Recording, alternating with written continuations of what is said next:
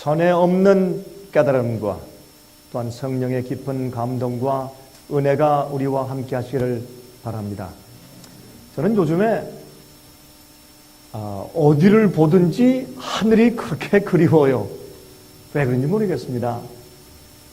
어린 아이를 봐도 하늘이 그리운 것이 이런 아이들이 전혀 위험이 없고 공해가 없는 그런 곳에서 영원히 살아야 할 텐데 이렇게 귀하고 이렇게 천진난만한 어린아이가 하는 그런 마음 때문에 하늘이 그리워집니다. 그리고 하나님을 모르는 사람들이 이리저리 휩쓸려 다니는 것을 보면서 제가 하늘이 그리운 것은 정말 사람의 공해, 여러분 이 사람의 공해가 얼마나 무섭습니까? 이 사람의 공해 속에서 정말 괴로운 일들이 많습니다. 그래서 참 하나님을 알지 못하는 사람들이 완악하게 사는 모습을 보면서 전 하늘이 그립습니다. 그리고 핍박당하는 사람들 보면서 제가 하늘이 그립습니다.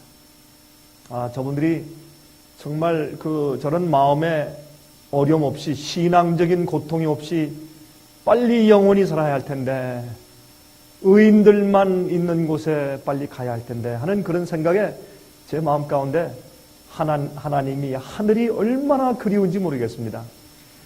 여러분 아직 저희 중국에 있는 지부에 지금 몇 명의 지도자들이 아직도 지금 옥중에서 고생하고 있습니다. 저는 아침에 일어나면은 하나님께 기도하고 제 마음을 바치면서 제가 그 생각을 제 마음 가운데 떠올리고 하루 종일 제가 잊을 수가 없어요. 마치 꼭 제 자식 같은 사람들이니까 오늘은 감옥에서 또 무슨 먹을 것이 나왔을까? 오늘은 좀 먹을 만한 그런 양식이 나왔을까? 그 마음의 시련들과 어려움들을 오늘은 좀 견딜 그런 믿음을 가지고 또 하나님의 은혜가 충만할까? 그런 생각. 또 바쁘게 일을 하다가 문득 잊어버리지만 또 기억하면 또 제가 기도하면서 제가 하늘이 그리운 것입니다. 여러분 기억하십시오.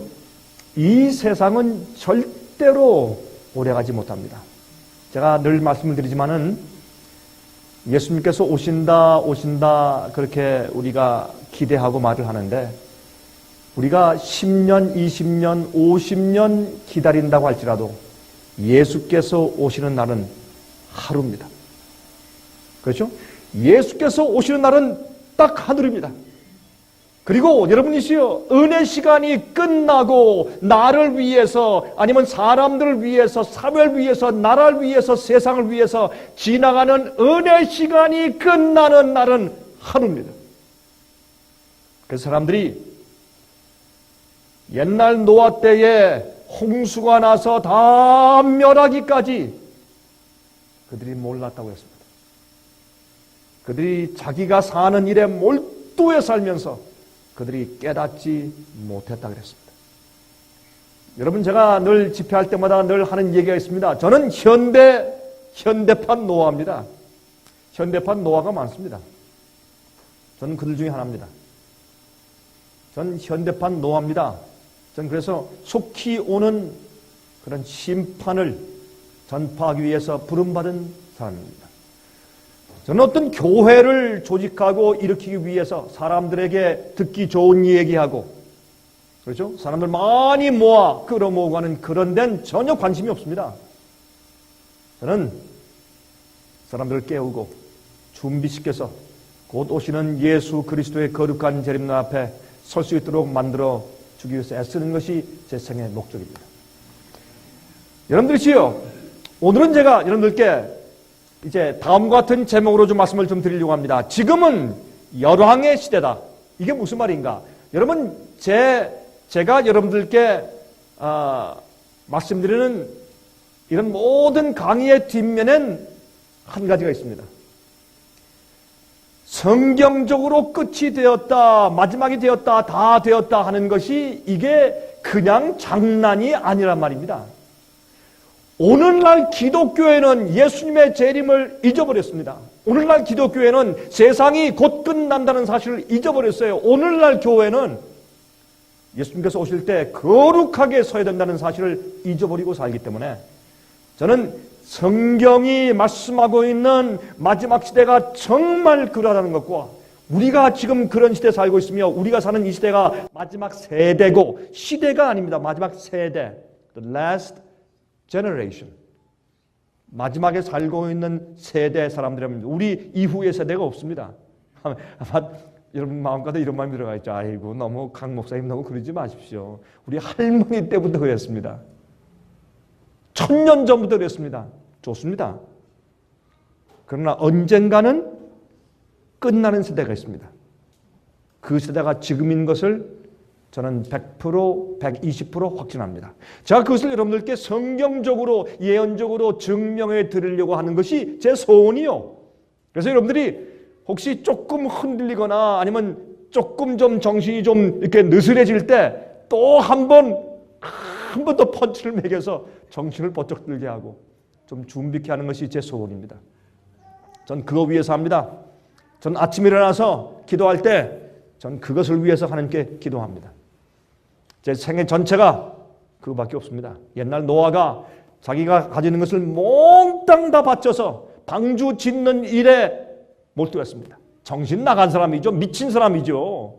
미친 사람이니까 그렇지. 남들은 집 짓고 잘 살고 뭐 어제 해가 뜨고 오늘도 떴고 내일도 뜰 텐데 그렇죠. 창창한 세월을 위해서 열심히 준비하고 살 때 전혀 비가 한 번도 온 적 없는 세상에서 뭐 큰 배를 짓는다고 하니 정신 나간 이상한 사람 아닙니까?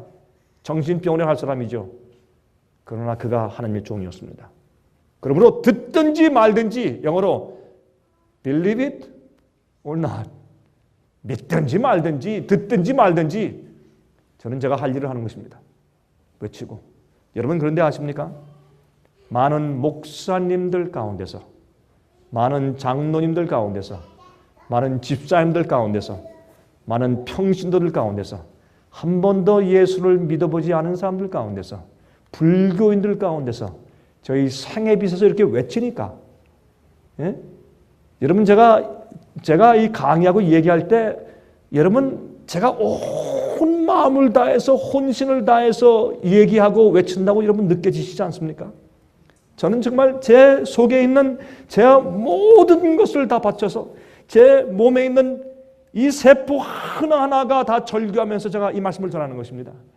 제가 온 마음을 다해서 그렇게 믿기 때문에 저는 무슨 뭐 인간적으로 바라는 것이 없고 세상에서 바라는 것이 없고 저는 제발 하늘에 갈 때 예수께서 오실 때 정말 여러분 같은 분들이 또 이 화면을 통해서 보는 분들이 저희 방송을 듣는 분들이 저희 웹사이트에 오는 분들이 참 생전 만나보지 못한 분들이 와서 먼저 예수님께 감사하고 하나님께 감사하고 천사들에게 감사한 다음에 또 우리에게 와서 참 생애빛 고맙습니다. 여러분들 때문에 제가 그래도 깨어나서 이렇게 이 자리에 있습니다. 너무나 고맙습니다. 그 얘기 좀 듣고 싶어서 우리 이렇게 애를 씁니다. 자, 오늘 저희 여러분들께 우리가 살고 있는 이 시대가 바로 마지막 열왕의 시대고 여러분이 열왕의 시대가 무슨 뜻인가 하는 것을 곧 말씀을 드리겠습니다. 우리가 살고 있는 이 시대가 바로 마지막 그 끝이다 하는 것을 증명하기 위해서 제가 오늘도 소리를 지릅니다. 자, 제가 이 남미에 가서 한번 집회를 하는데 남미에는 어떤 사람이 이 그림을 가지고 있어요. 이 그림이 참 의미가 있어요. 그렇죠? 이 지구가 있는데 정말 견들면서 깜짝 놀란 눈으로 자, 이 다음엔 지금 무슨 사건이 벌어지려고 하는가 하는 그런 그림이 있길래 제가 좀 얻어와서 저희 사용을 하는 것입니다. 자, 이 세상에 곧 무슨 일이 일어날까요?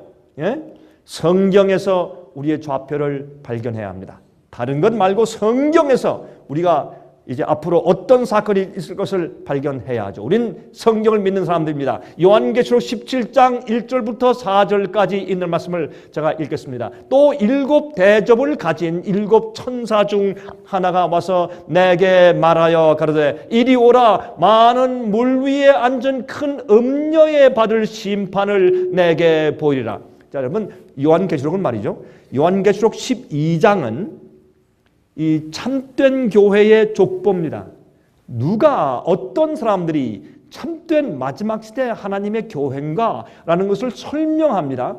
초대교회부터 거슬려 내려가면서 쭉 이렇게 설명해요. 맨 마지막에 여자의 남은 무리가라는 그런 말씀으로 마지막 시대에 있는 참된 교회에 대한 족보를 설명하는 것이 요한계시록 12장 얘기입니다. 13장은 마귀가 분내어서 하나님의 마지막 그 여자의 남은 자손들 백성들을 죽여서 말살시키려고 애쓰는 모습이 요한계시록 13장입니다. 그렇게 애쓰는 그 일이 무엇입니까? 짐승의 표의 환란을 통해서 백성들을 잡아서 없애려고 애를 쓴다고 우리가 배웠습니다. 그래서 요한계시록 13장은 하나님의 백성들을 향한 마귀의 전쟁을 말합니다. 요한계시록 14장은 14만 4천이 나오면서 거기에 세 가지 경고의 기별이 나옵니다. 그리고 요한계시록 14장은 하나님의 인을 받는 사람들이고 짐승의 표를 거절하는 사람들입니다. 마지막에 진실하게 우뚝 서는 사람들입니다. 그러므로 12장과 13장과 14장은 요한계시록 가장 중심부에 자리하고 있는 것입니다. 아주 중요한 성경장들이죠. 그렇죠? 그 다음에 15장에 가서는 14만 4천이 하늘에 올라가서 찬송을 부르고 감사하는 그런 노래가 거기 기록되어 있습니다. 그런데 16장에 가서는 무엇이 있습니까? 일곱 재앙이 나옵니다. 짐승의 표를 받은 자들, 살아계신 하나님의 인을 받지 못하고 짐승의 표를 받은 자들에게 일곱 재앙이 쏟아지는 장면이 16장에 기록되어 있습니다. 그 다음에 17장에 나옵니다. 그러면 짐승의 표를 받은 자들, 다시 말해서 마지막 일곱 재앙을 받게 되는데 그런 일곱 재앙을 받도록 초래한 음녀가 누구냐 말이에요.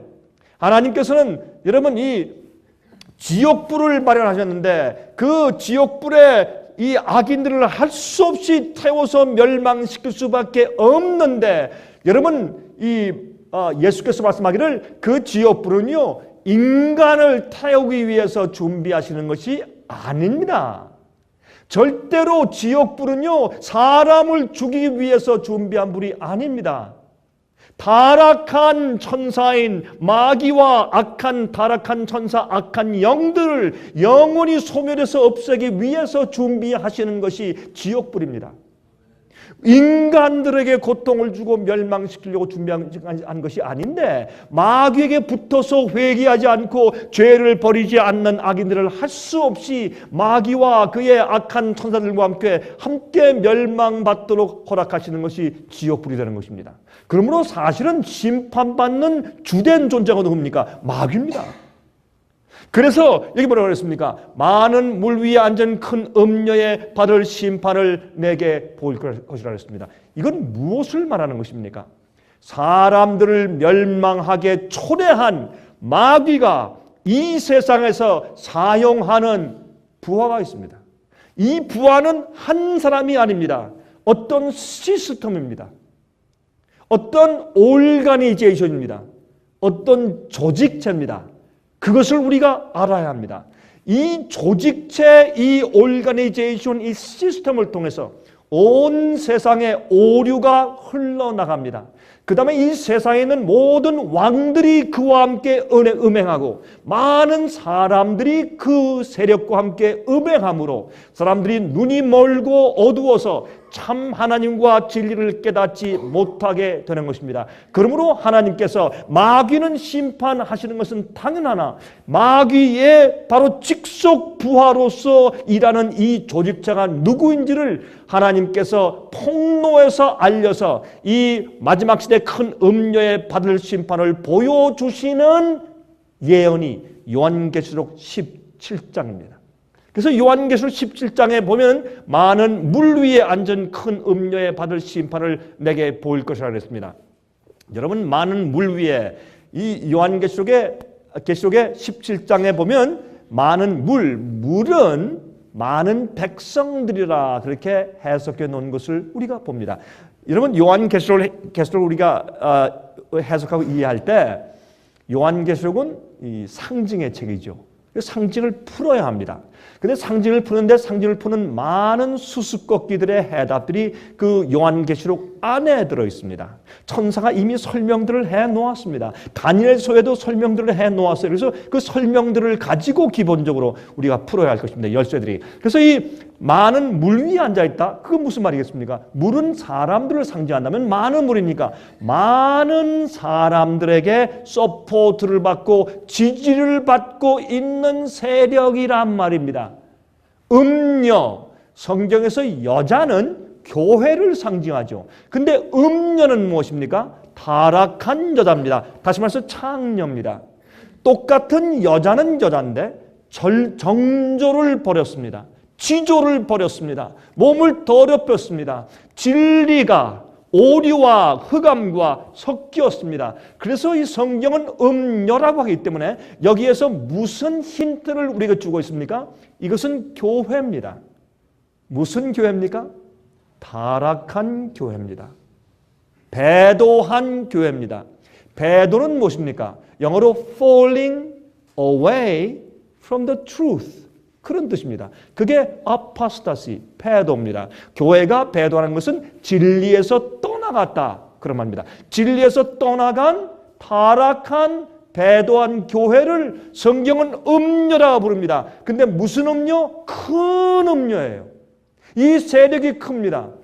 예? 무리가 큽니다. 그래서 많은 사람들의 지지를 받고 있는 음녀라고 말했습니다. 그런데 이 음녀의 타락한 이 교회의 조직체 시스템과 땅의 임금들이, 왕들이, 이 나라들의 세력들이 그로 더불어 음행하였고, 여러분 성경에서 음행은 무엇을 말합니까? 여러분 이 세상에선 남녀가 온당치 않은 관계를 맺는 것을 음행이라고 하지만은 성경에서 영적으로 음행은 진리와 오류가 섞이는 것을 말하는 것이고 진리가 우상과 섞이는 것을 말하는 것입니다. 참된 믿는 자가 하나님을 버리고 우상에게 경배하고 아니면 하나님도 섬기고 우상도 섬기고 이것을 음행이라고 하는 것입니다.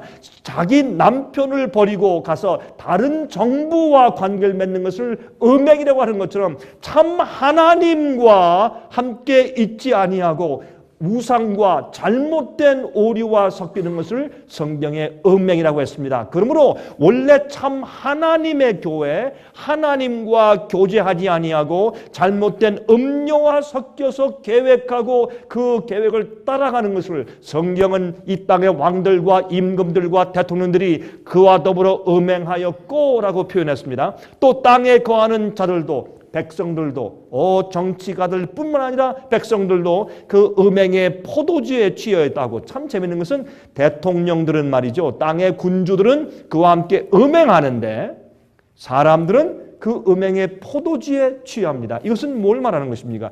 주어 받아 마셨더니 취하는 것입니다. 그렇죠?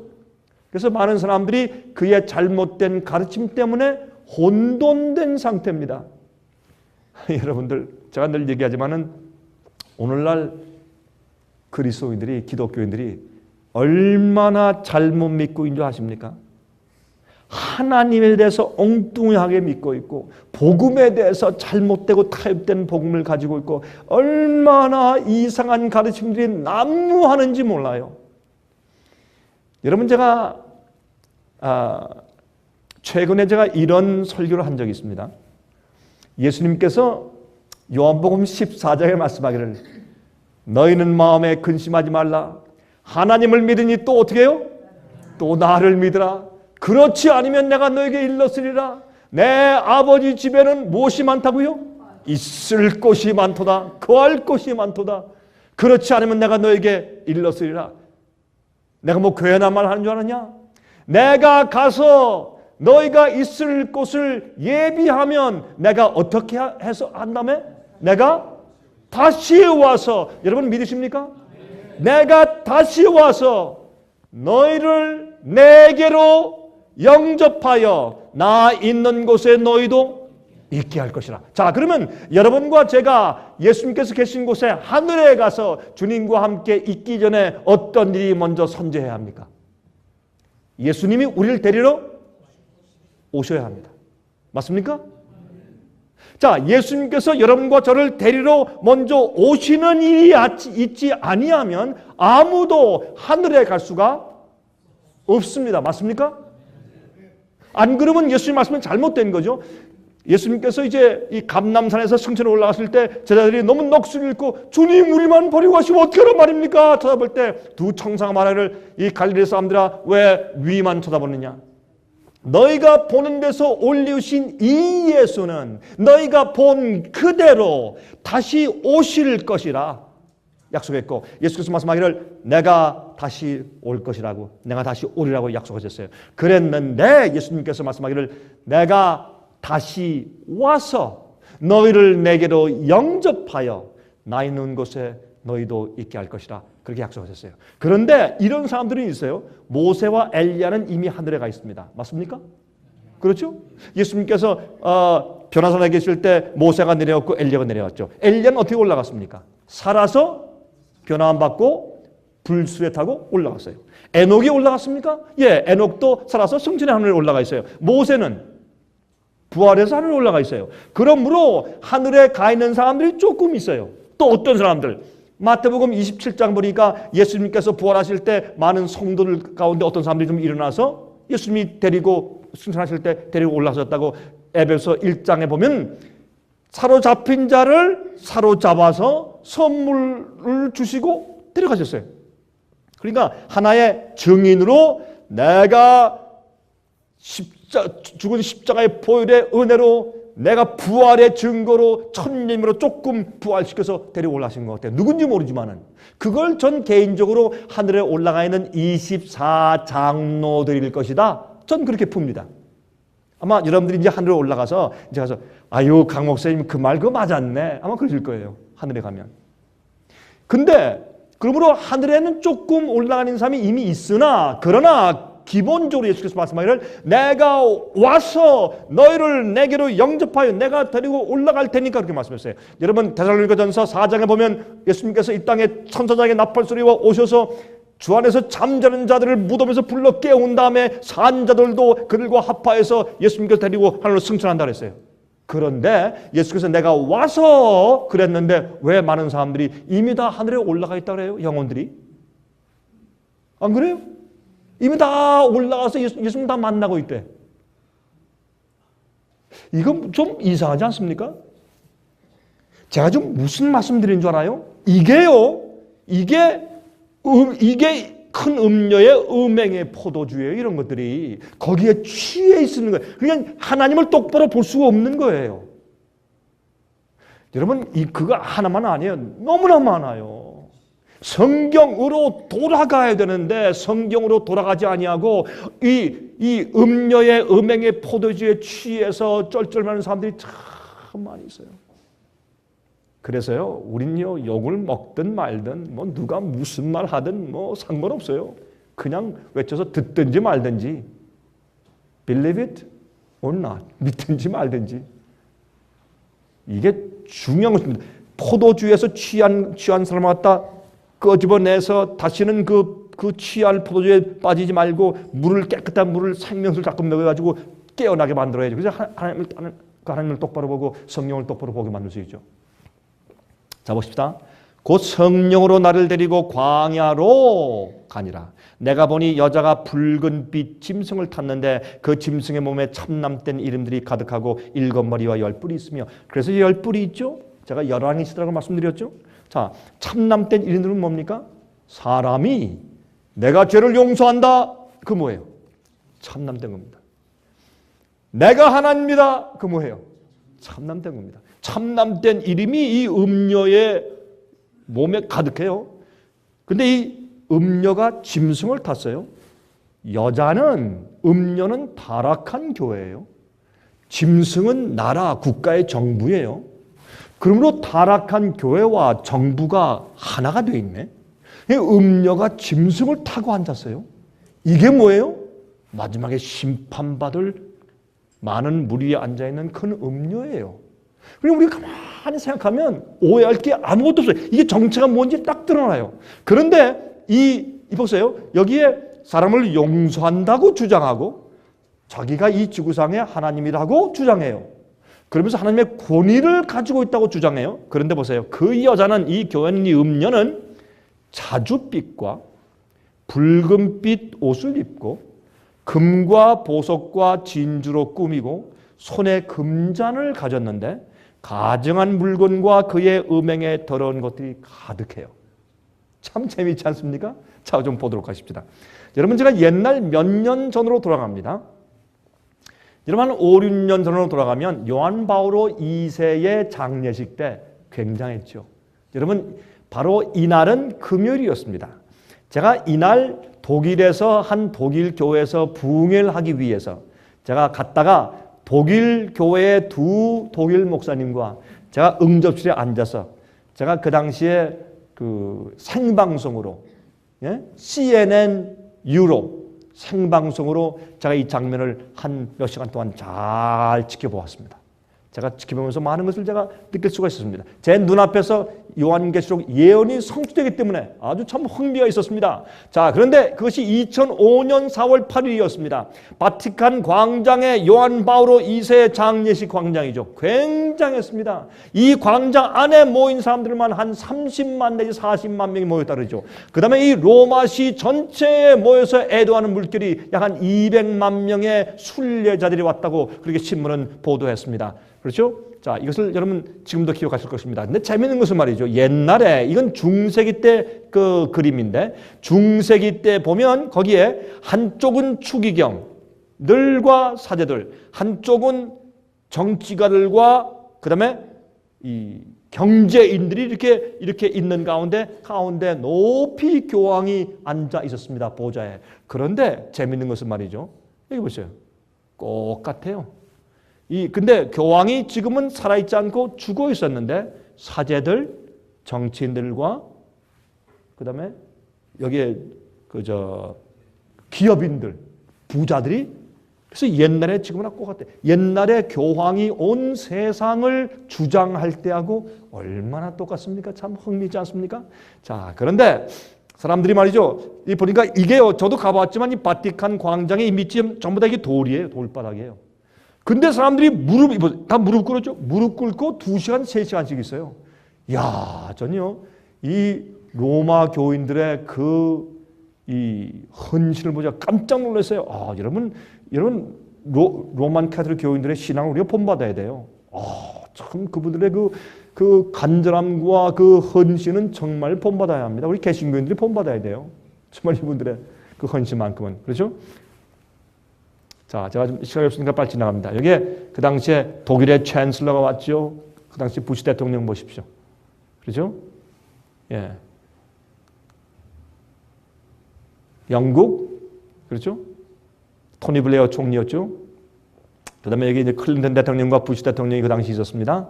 자, 이거 보면 미국 역대 대통령들이 이렇게 쭉 무릎 꿇고 이제 있는 모습을 한번 보십시오. 참 재미있지 않습니까? 이게 우리에게 무엇을 의미합니까? 이것은 정확한 성경 예언이 아니면 무엇이겠습니까? 자 보세요.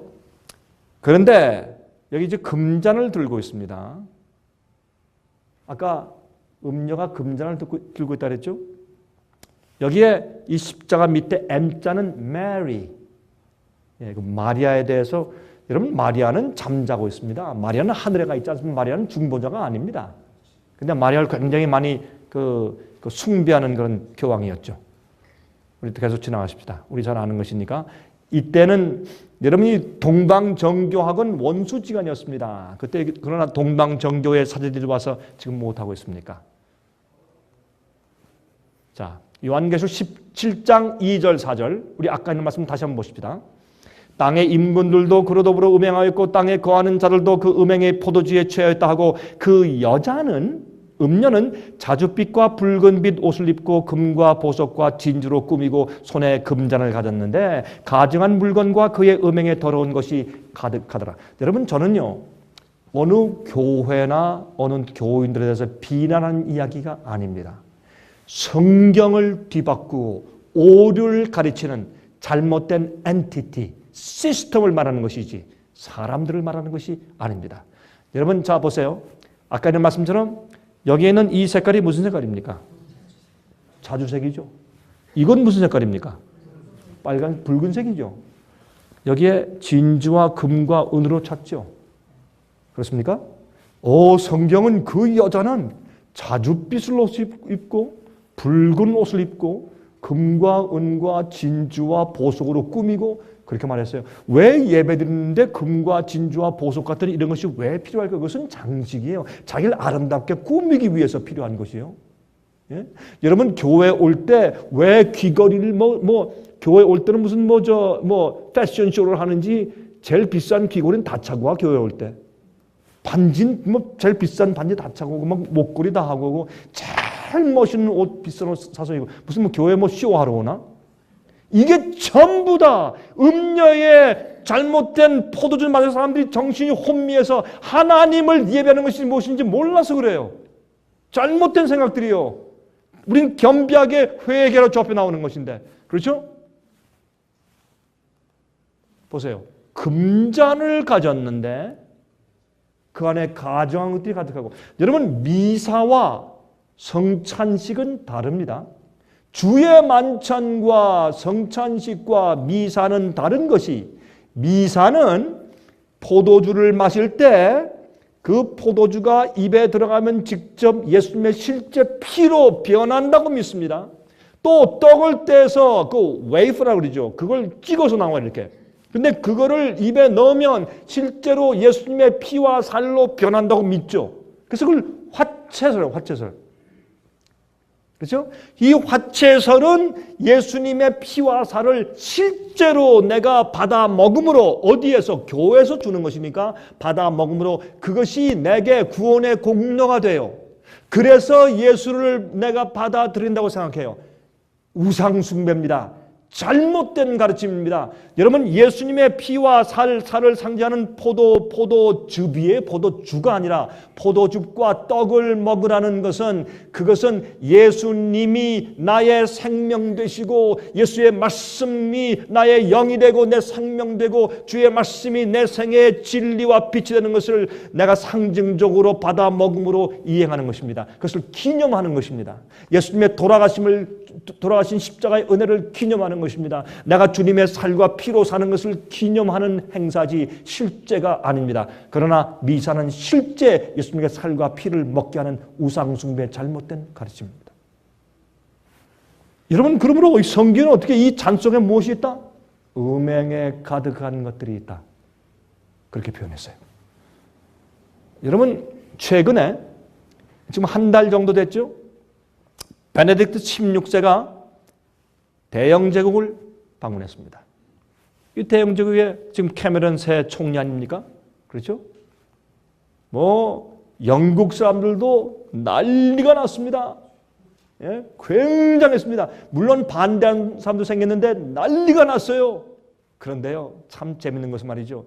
이 방문이 있자 지금 말고 전 총리였던 골든 브라운 전 영국 총리가 이렇게 말했습니다. 드디어 지난 400년 동안 개신교회 국가의 대표였던 대영 제국의 역사는 이제 끝났습니다.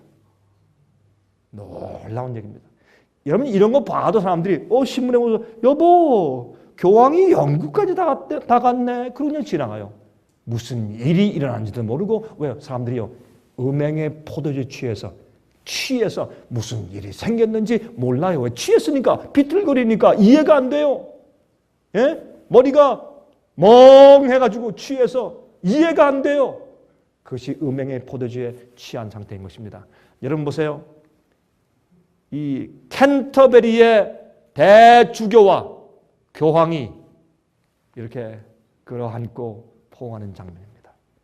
이것은 만약 이렇다면은 종교개혁을 왜 했습니까? 예? 영국이 무엇 때문에 종교개혁해서 나왔습니까? 왜 개신교회가 되었으며 왜 성공회가 시작되었습니까? 요한 웨슬레는 무엇 때문에 종교개혁을 했고 마르틴 루터는 무엇 때문에 종교개혁을 했습니까? 그 사람들은 정신 나간 사람들이었습니까? 여러분, 이렇게 될 것이라고 성경이 예언했기 때문에 그대로 진행되고 있는 것뿐입니다. 여러분, 이번에 이 사건은 참 놀라운 사건입니다. 여러분, 교황이 웨스트민스터 홀, 예? 캔터베리 대주교만 설교하는 이 큰 교회당에 가서 교황이 설교합니다. 거기에는 총리를 비롯해서 그 영국의 그 국회의원들과 정치인들이 다 앞에서 설교했습니다. 여러분, 근데 제가 그 설교를 듣고 제가 깜짝 놀래, 입이 딱 벌어져요. 야, 세상에 어떻게 이런 말을 다 할 수 있느냐. 그래도 사람들이 박수를 막 치고, 제가 볼 때 아이고, 술이 취해도 잔뜩 잘 취했구나. 술이 취해도 보통 취한 게 아니에요. 이게 무슨 얘기 하는지 아세요?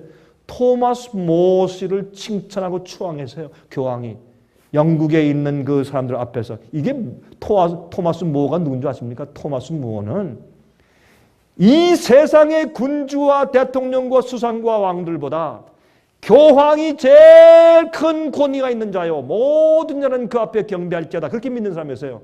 그렇게 믿고 말하기 때문에 영국 정부에서 그를 교수형시켜 죽여버렸어요. 그 사람이 토마스 모어예요. 그 역사를 가지고 있는 개신교과인 영국에 가지고 사람들 앞에서 이 토마스 모어의 훌륭함을 칭찬했어요. 그래도 영국에는 정치가들이 다 박수치고, 그건 술 취했으니까 그런 거지, 몰라서. 그렇죠? 이해가 안 되니까. 여러분이시여, 어떤 일이 지금 이루어지고 있는 줄 아십니까? 굉장한 사건들이 벌어지고 있습니다.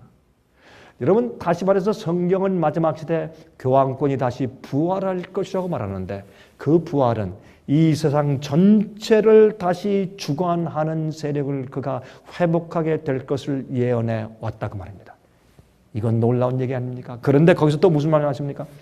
여러분들이시여, 지금 우리는 이 세상의 새로운 오토리티, 권위를 세워야 합니다.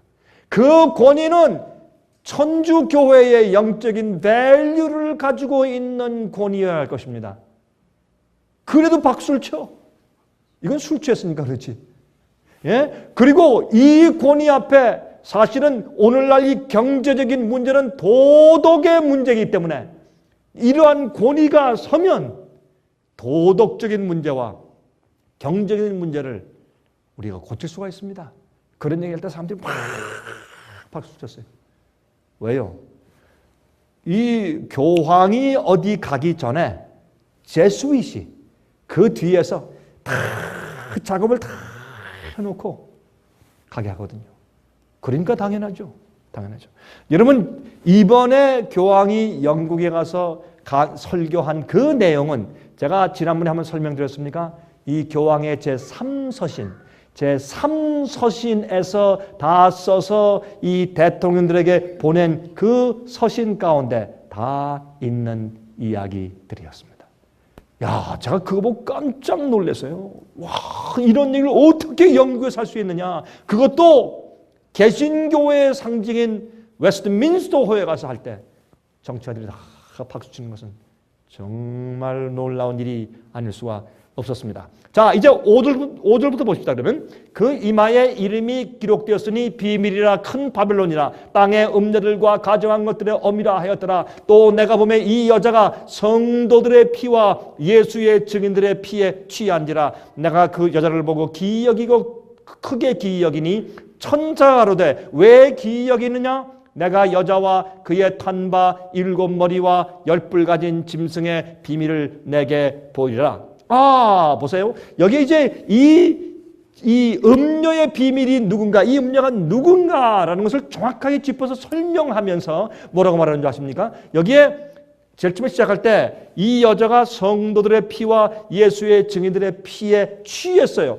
많이 죽이고 순교시켜서 그 성도들의 피를 많이 마셔서 그 피에 취해 있어요. 이것은 무엇을 상징합니까? 1260년 동안에 중세기에 교황권이 너무나 많은 주님의 참된 증인들과 백성들을 죽이고 순교시킨 이후를 말하는 것입니다. 그 즈음에 1260년 동안에 한때, 두때, 반때, 42달 그 예언들이 성경에 요한계시록과 다니엘에 많이 있죠. 그러한 사건이 있은 직후에 이미 성도들이 많이 희생해 죽은 그 직후에 내가 이제 그 여자의 비밀을 보여줄 텐데, 내가 본 짐승은, 어떤 짐승은 이미 성도를 많이 죽이고 그 피에 취해 있는 바로 그 짐승은, 이 세력은 전에 있었다가 지금은 없으나 장차 무저갱으로부터 올라와서 멸망으로 들어갈 자니. 아, 이게 무슨 말입니까? 지금 내가 보는 이 짐승, 무슨 짐승? 성도들 많이 죽이고 핍박하고 순교시킨 중세기의 1260년 동안 그 끔찍한 핍박의 암흑시대 역사가 지난 다음에, 그 다음에 짐승이 죽게 되는 상처를 받고 짐승의 세력이 한 번은 죽었어요.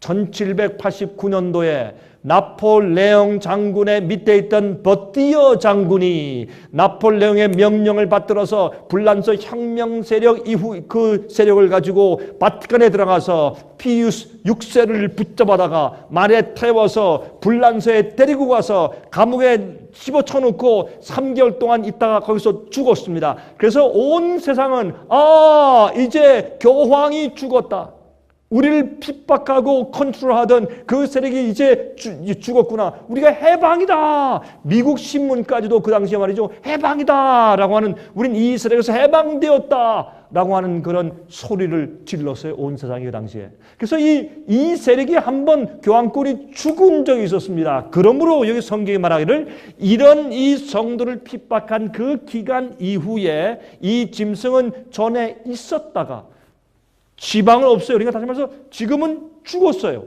죽어서 안 보이고, 그런데 이 짐승이 다시 부활해. 장차 무저갱으로부터 또 올라와요. 그러다가 나중에 또 죽어, 또 멸망해요.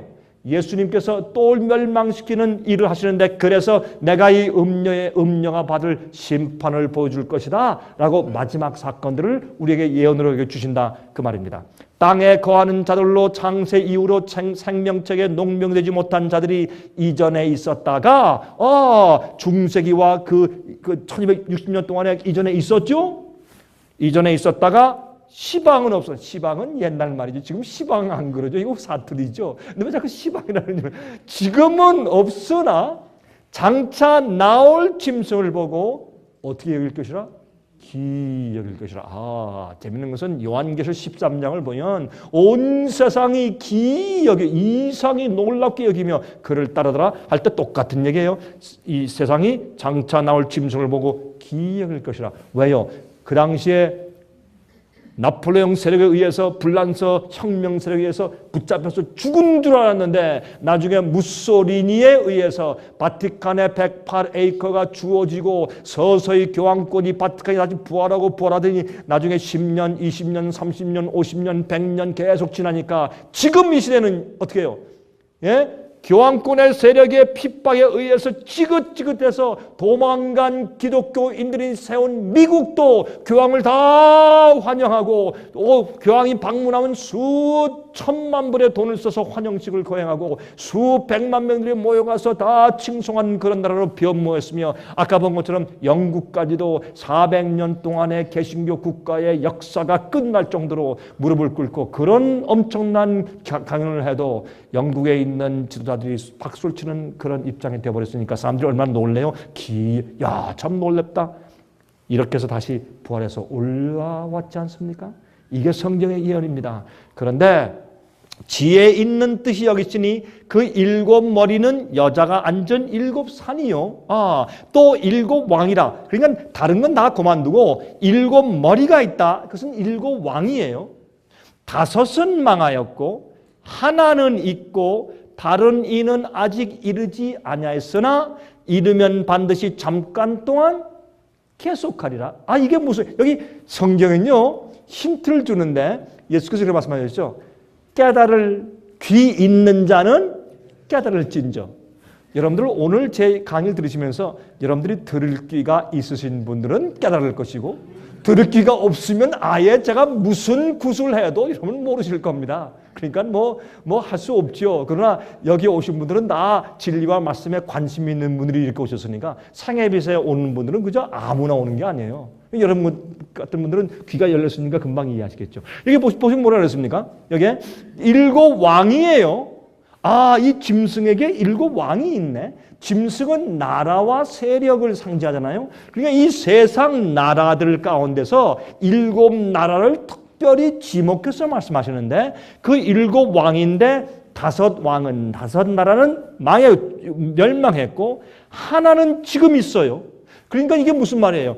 사도 요한이 지금 요한계시록 17장의 예언은 언제 보고 있는 거예요? 자, 7 왕 가운데서 사도 요한이 요한계시록 17장의 예언은 몇 번째 왕 시대 지금 보고 있는 거예요? 예? 6번째 왕 시대 보고 있는 거예요. 왜? 지금 그거 보고 있을 때는 자, 네가 지금 보고 있지? 그런데 7 왕 가운데서 5 왕, 5 나라들은 이미 멸망했고 한 나라는 지금 있고 그렇죠? 다른 이는 7째는 아직 이르지 아니했지만 이르면 반드시 잠깐 동안 계속할 것이다. 7째 나라는 그 기간이 짧아요. 그리고 전에 있었다가 시방 지금 없어진 짐승은 아까 얘기해서 음녀. 그렇죠? 이 음녀 죽었다가 다시 부활하는 이 음녀 이 짐승의 세력은 8째 왕이니 7 중에 속한 자라 저가 멸망으로 들어갈 것이라 한번 죽었었는데 그렇죠? 다시 부활할 것이라 했는데 지금 죽었던 세력이 지금 부활해서 온 세상을 호령해. 굉장하죠? 교황권은 지금 여러분 다시 말해서 미국의 국회의원들과 대통령이 유럽을 방문 가면 먼저 어디 갑니까? 먼저 바티칸 가서 경배하죠.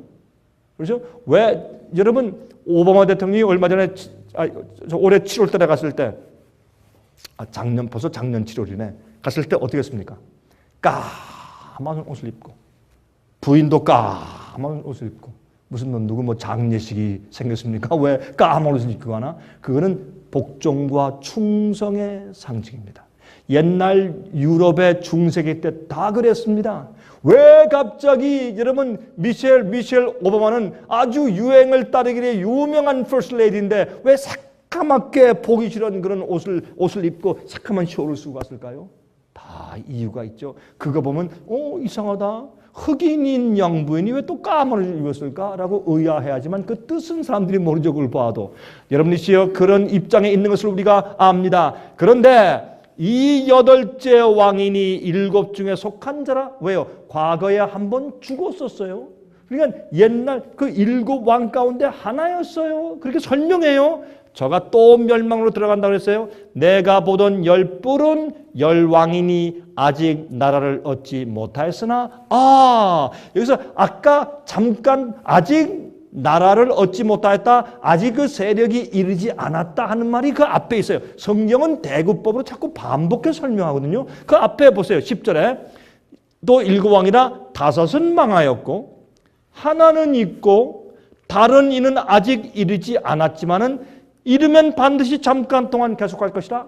이 내용하고 여기 7째 왕이죠. 여기 보세요. 내가 보던 10뿔은 10왕이니 아직 나라를 얻지 못하였으나 똑같아요. 맞습니까? 그 다음에 다만 짐승으로 더불어 임금처럼 얼마 동안요? 일시 동안 잠깐 동안 같은 얘기입니까? 같은 얘기예요. 그거 반복하는 것이에요. 그러면 여기 있는 거면 10뿔은 무엇을 말하는 것입니까? 7번째 왕을 말하는 것이에요. 예? 자, 그래서 설명드리겠습니다. 저희가 한 뜻을 가지고 자기의 능력과 권세를 짐승에게 주더라. 왜 여기에 갑자기 저희가 할 때 각 나라는 하나하나 단수였는데 왜 7번째 오는 그 세력 7번째 왕은 갑자기 저희가 복수가 될까요? 왜 7번째 세력을 10뿔 10왕들 10국으로 말했으니까 그러니까 저희가 그들이 전부 다 연합하여서 합하여서 한 뜻을 가지고 자기의 능력과 권세를 누구에게 줘요? 이 짐승에게 줘요. 이게 무슨 얘기예요? 옛날 중세기에 했던 일입니다. 그렇죠? 자, 이제 보십시다. 자, 많은 물 위에 앉은 큰 음녀의 받을 심판을 내게 보일 것이라 그렇게 말씀을 한 것을 우리가 보았습니다. 보니까 이 짐승은 내가 보니 여자가 붉은 빛 짐승을 탔는데, 그러니까 붉은 빛 짐승을 탔다고, 이게 어떤 사람들은 공산주의래. 아니 이거 왜 또 공산주의가 들어와요? 왜? 색깔이 붉으니까. 아니 붉은 건 공산주의만 붉어요? 참 어떤 사람들이 이상해요. 그렇게 하지 말고 성경적으로 풀어야 돼요. 성경에 있는 말씀을 가지고 풀어야 돼요. 붉은 짐승을 탔는데 그 짐승의 몸에 참난된 이름들이 있으며 이름들이 가득하고 7머리와 10뿔이 있으며. 여러분 1절에는 많은 물 위에 앉아있는 것으로 상징되었어요. 여자는 교회였어요. 음녀니까 타락한 교회예요. 짐승은 정치적인 세력이에요. 나라와 왕이에요. 그리고 여러분이 이 짐승을 타고 있는 이 음녀를 상징한 것을 여기서 우리가 볼 수가 있어요. 계속하십시다. 자, 지혜 있는 뜻이 여기 있으니 9절에 설명했어요. 그 7머리는 여자가 앉은 7산이요. 또 10절 첫부분에 7왕이라 그랬으니까 우리가 오해할 게 없어요. 그런데 다니엘서의 7장에 가면 거기에 네 나라가 올라오죠. 바다에서 올라오는데 제일 첫 번째 큰 짐승 넷이 올라오는데, 첫째는 사자 같은데 독수 날개가 있고, 두 번째는 곰과 같고, 세 번째는 표범과 같고, 네 번째 짐승은 무섭고 놀라우며 극히 강하며 천리가 있고, 이 용 같은 짐승으로 표현했어요. 이렇게 짐승들을 이런 식으로 표현했어요.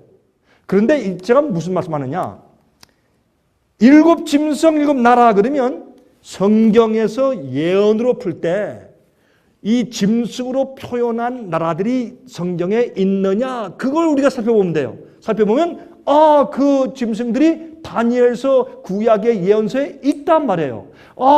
그러면 우리가 그것을 이렇게 대입해서 해석하고 이해해 보면 됩니다. 신약 성경은, 요한계시록은 신약의 예언서고 다니엘은 구약의 예언서이기 때문에 다니엘서가 내려오다가 계시록은 그것을 받아서 계속되고 있는 것이에요. 그러므로 여기에 보면, 자, 넷째 짐승이 있는데 넷째 짐승이 보세요. 이 천리가 있는 이 넷째 짐승이 먹고 부서뜨리고 그 나머지를 발로 밟았으며, 이 짐승은 전에 모든 짐승과 다르고 또 10뿔이 있으므로 내가 그 뿔을 유심히 보는 중 다른 작은 뿔이 그 사이에서 나더니 먼저 뿔 중에 셋이 그 앞에 뿌리까지 뽑혔으며, 이 작은 뿔에는 사람의 눈 같은 눈이 있고 또 입이 있어 큰 말을 하느니라. 이것은 5번째 세력을 여기에 이미 설명하고 있어요. 그러므로 우리가 다니엘서 연구하면은 이런 것들이 이미 존재해서 설명돼 있는 것을 말하는 것입니다. 여러분, 제가 이런 것들을 하나하나 자세하게 디테일하게 설명드리려면 시간이 많이 가니까 제가 이렇게 짚어드리면 여러분들 스스로 연구해 보세요. 이런 것을 설명한 책자들과 월간지가 상해 빛은 많이 있습니다. 그러므로 여러분 걱정하시지 말고 이것을 좀 더 알고 싶으면 전화하세요. 우리 직원한테 얘기하세요. 보내드릴 테니까 자세하게 연구할 수 있는 그런 충분한 재료들이 저한테 있으니까 말이죠. 그래서 구약 성경에 보면 어떻게 되어 있습니까? 바벨론, 메데페르시아, 헬라, 로마, 이렇게 네 제국에 대해서 이미 예언이 기록되어 있고 성취되어 온 것을 우리가 안단 말이에요. 그렇죠? 그 다음에 그러니까 보세요. 제일 처음에 바다에서 무엇이 올라옵니까? 다니엘이 계시 가운데 보니까 사자가 나옵니다. 두 번째 곰이 나옵니다. 세 번째 표범이 나옵니다. 표범이 머리가 넷입니다. 이게 참 재밌어요. 성경은요, 이런 예언들을 시대를 지나고 시간을 지나고 역사를 지나고 문화를 지날지라도 누구든지 다 이해할 수 있게 만화로 딱 그려서 보여주셨어요. 아무도 오해하지 않도록. 그렇죠? 그러니까 여러분 이렇게 해놓을 때 뭐 옛날에 1000년 전에 살든지 500년 전에 살든지 누구든지 다 이해할 수 있는 것이에요. 또 이 그림을 그려놓으니까. 그렇죠? 사자는 사자고 곰인 곰이고 또 표범은 표범이니까 오해할 수가 없어요. 이렇게 하나님께서 아주 정확하게 이해해 주셨어요. 우리 하나만 얘기할까요? 왜 표범은 네 번째 헬라는 왜 머리가 넷입니까? 여러분, 표범은 이 세상에서 짐승 가운데 가장 빠른 짐승이죠. 여러분, 제가 아프리카 갔을 때 제가 표범을 진짜 봤어요. 표범, 레퍼드. 와, 달려갔는데 이 웽게이라고 하는 그런 내셔널 파크가 있는데 그 짐바브웨하고 잠비아 그쪽 그 사이에 있는 큰 그런 이제 웽게이 파크인데 제가 그걸 집 잘 타고 한번 제가 집회를 한 다음에 한 목사님 잘 데리고 이거 한번 지나가보자고. 해서 이제 지나가 보는데, 와, 정말 제가 사자도 보고, 그 표범이 정말 달렸는데 정말 빠르대요. 정말 빨라요. 그 하나님께서 정말 표범을 어떻게 이렇게 만드셨는지, 뭐 이런 그레하운드 덕 같은 것도 그거 뭐 못 따라가죠. 거의 뭐 이 다리를 쫙 뻗으면서 달려가는데 정말 빨라요. 그래서 왜 이렇게 표범으로 상징했느냐 하면, 이 세상에서 제국들 가운데서 헬라 제국처럼 그렇게 빠른 속도로 세상을 정복한 나라가 없었다 그러죠. 그래서 하나님께서 표범으로 상징했어요. 근데 왜 머리가 넷인가? 이건 지도자 왕이 넷이에요. 그것은 우리가 잘 아는 얘기죠. 여러분, 이 알렉산더 대왕이 간지스강, 인도 간지스강까지 가가지고 다 세상을 정복한 다음에 땅을 치면서 내가 더 이상 정복할 땅이 없다 하고 그렇다는 것은 유명한 역사 얘기 아닙니까? 그리고 돌아오다가 부절제에서 저기 소아시아 지방, 그 터키 지방 인쪽에 이렇게 이제 돌아오다가 거기에서 술을 너무 많이 마시다가 아마 객사에서 죽어버리고 말았습니다. 그가 죽을 때 나이가 34살. 사실 33살 조금 넘었죠. 예수님이 십자가에 돌아가신 나이였습니다. 근데 그가 죽을 때 장군들이 와서 어땠습니까? 왕이시여, 이 큰 땅을 차지하고 죽으시면 이걸 누가 차지합니까? 그러니까 유명한 얘기 있죠. 센 놈이 먹어. 그러고 죽었대요. 강한 놈이 먹어. 그러니까 밑에 있던 네 장군이 싸워가지고 동서남북으로 갈라먹었죠. 그렇죠? 그건 유명한 얘기죠. 그래서 네 왕이 올라왔어요. 그래서 머리가 넷이라.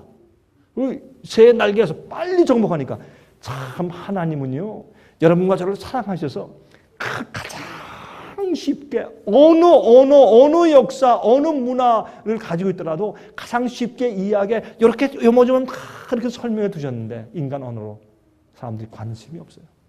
무슨 말인지도 모르고. 예? 왜 그런지 아십니까? 예수님 속히 오실 것을 절실하게 고대하지 않기 때문에 그래요. 여러분, 예수님 재림을 고대하십니까? 속히 오시기 원하십니까?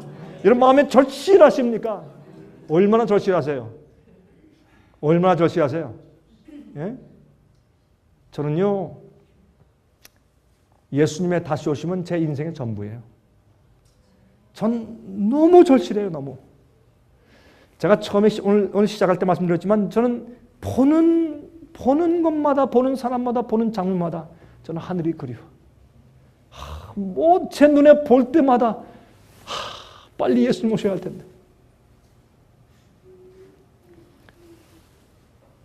여러분, 구약에 이미 이 네 나라가, 그렇죠? 바벨론, 페르시아, 헬라, 로마 나라가 멸망하면서 10나라로 10그루 갈라졌죠. 이렇게요. 그렇죠? 이미 다 네 나라가 있어요. 그렇죠?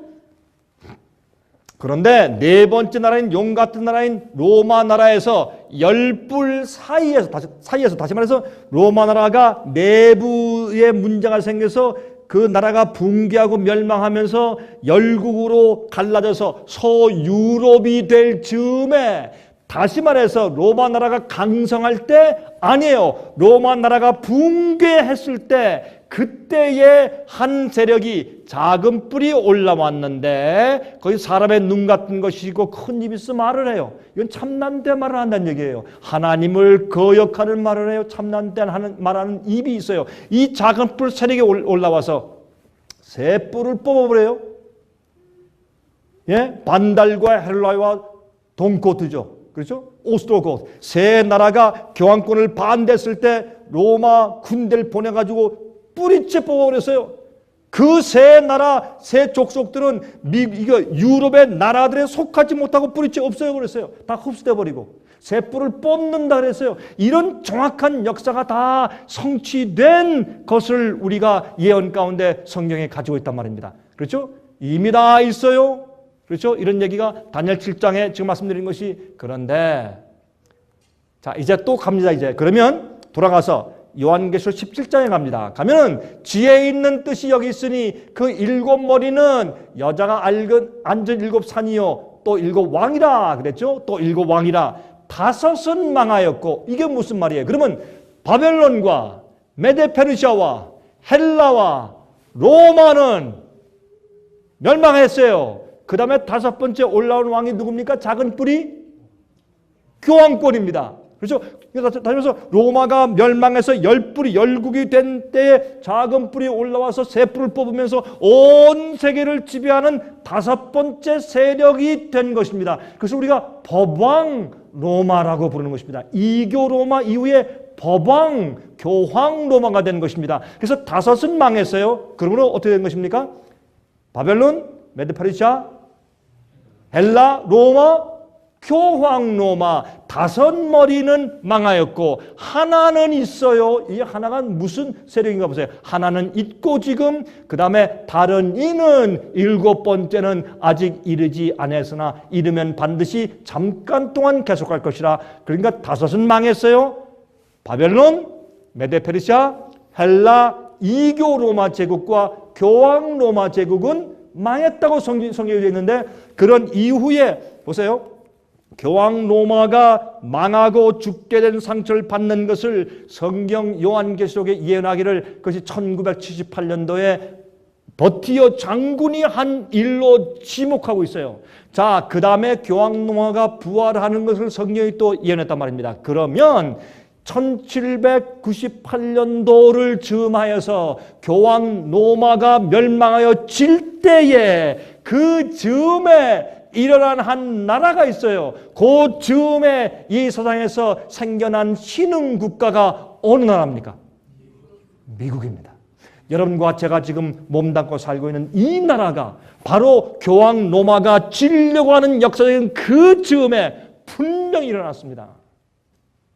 그 머리가 여섯 번째 머리입니다. 그래서 어떻게 하고 있습니까? 교황 로마가 어떻게 해요? 성도들의 피에 취해서 잔뜩 취해서 있다가 침을 당해서 이제 죽게 될 때 여섯 번째 나라가 신흥 국가가 그때 다시 일어나요.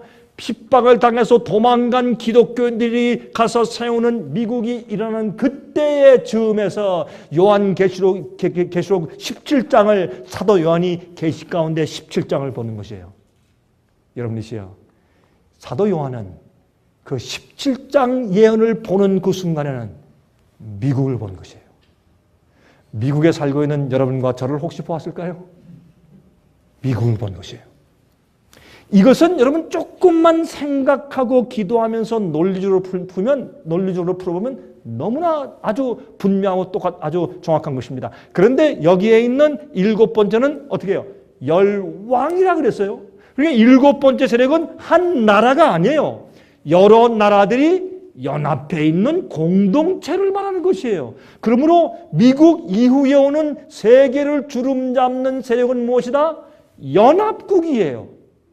지금까지는 하나의 세력들이었으나 이제 맨 마지막에 미국이 지면서 오는 세력은 열국들의 연합체란 말이에요. 얼마나 분명한 얘기입니까? 자, 그러므로 1번 바벨론, 페르시아, 헬라, 로마, 그 다음에 교황 로마, 그 다음에 보세요.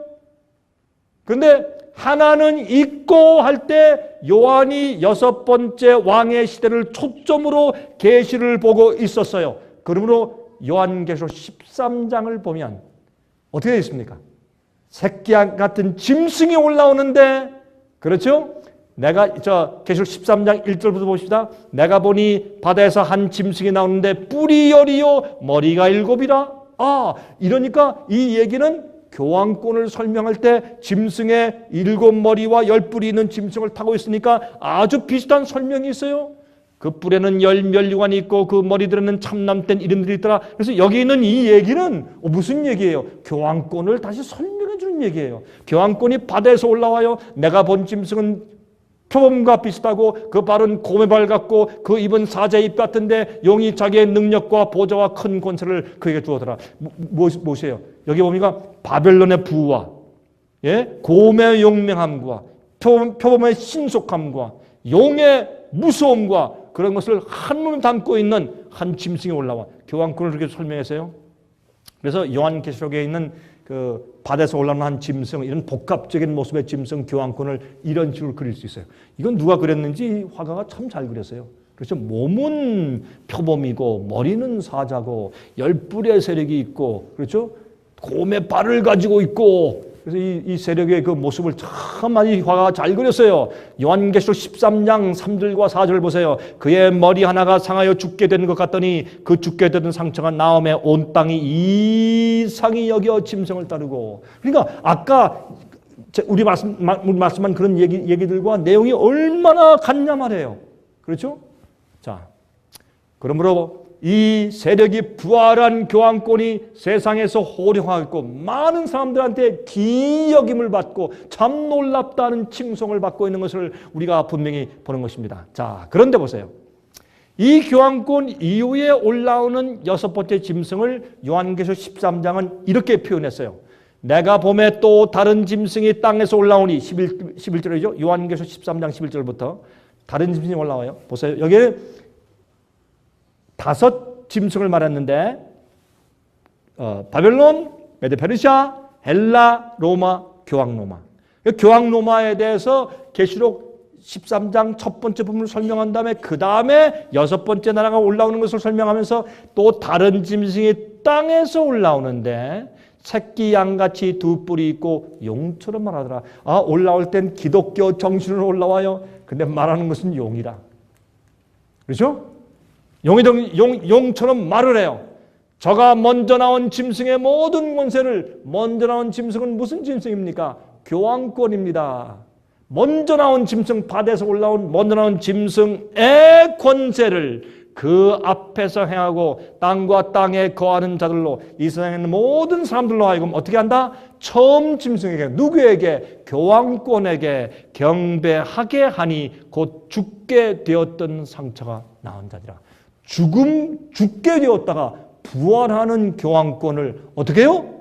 경배하도록 이 세상에 있는 모든 사람들을 부추기는 일을 한단 말입니다. 교황권의 핍박에 지긋지긋해서 청교도인들이 도망가서 세운 미국이 이젠 교황권을 다시 세워주는 국가로 완전히 변모해 버리는 것을 성경이 예언했는데 이 예언을 처음 했을 때 사람들이 믿지 못했습니다. 지금부터 200년 전에 말도 안 되는 얘기를 했습니다. 100년 전에 있을 수도 없는 얘기였습니다. 50년 전에 있을 수가 없는 얘기였습니다. 그러나 요즘에 와서 이 말을 안 믿을 사람들이 어디 있습니까?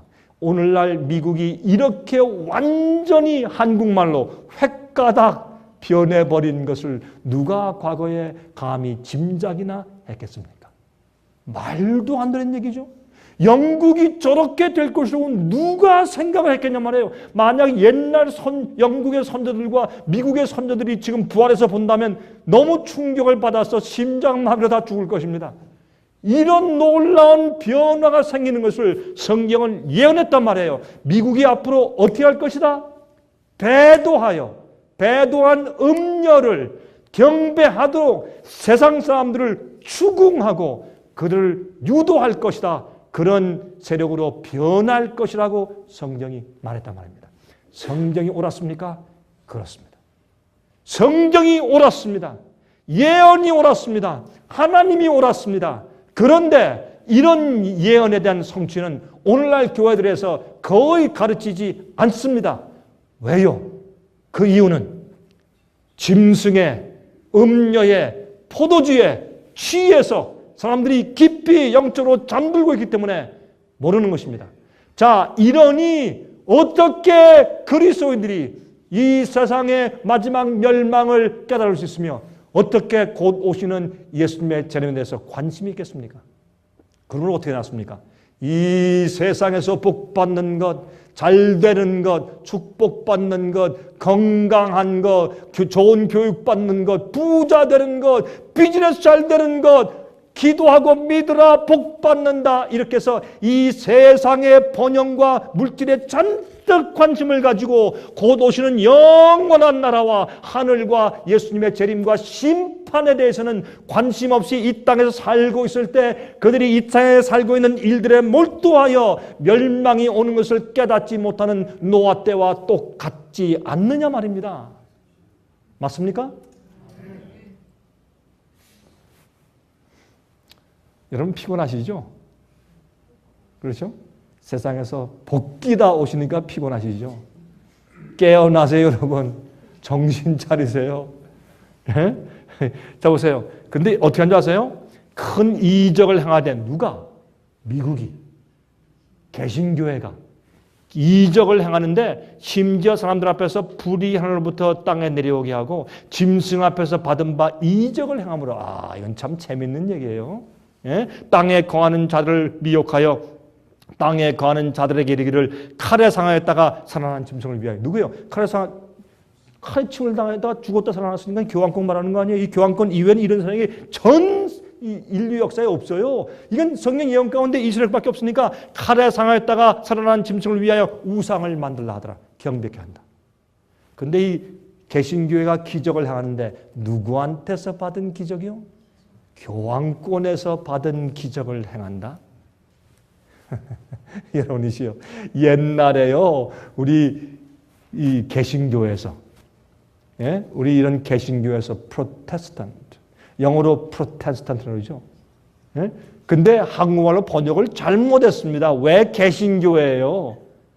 항거주의자들이라고 번역을 해야죠. 프로테스탄트예요. 영어로는 프로테스탄트죠. 어디 개신교라는 말이 없어요. 영어에는. 우리 한국말로 참 누가 말했는지 참 교묘하게 번역을 했어. 개신교가 뭐예요? 개신교가 프로테스탄트죠. 프로테스탄트는 뭐예요? 프로테스트하는 사람들이에요. 항거하는 사람들이에요. 어디에? 프로테스트 against papa. 교황에게 항거하는 사람들이에요. 그게 개신교예요. 그렇죠? 그런데 어떻게 해요? 이제 변절해서 돌아가가지고 음녀와 짝꿍이 돼가지고 음행을 해. 그리고 그에게서 배운 기적을 행해. 옛날에는요, 제가 어릴 때는요, 한국에서 교회들에서 요즘처럼 이렇게 이런 이적 저런 표적 뭐다 이런 거 없었습니다. 교회는 경건했습니다. 정결했습니다.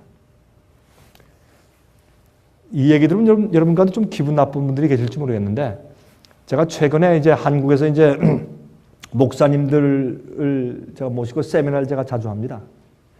근데 이제 목사님들과 이제 세미나를 하는데, 그 세미나에 와서 참석한 목사님이 저한테 그렇게 얘기하더라고요. 자기는 이 동료 목사들 보면 그런 얘기를 가끔 한대요.